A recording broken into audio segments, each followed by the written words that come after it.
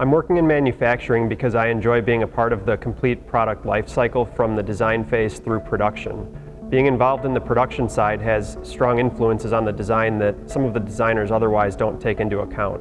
Favorite part of my job is traveling around the country to visit different manufacturers making things from complex aerospace and medical parts to much smaller things that we may encounter in our day-to-day lives. There's some similarities and differences between the way that things are made from different industries as well as the way that things are made in different parts of the world, and it's interesting to see how people approach the problems that they experience in order to make those parts. Manufacturing has changed my life by giving me a different viewpoint on the way that I look at things in day-to-day life. I now have an understanding for how complex some of the most simplest objects are that we encounter and how much work is put into the production in order to make them.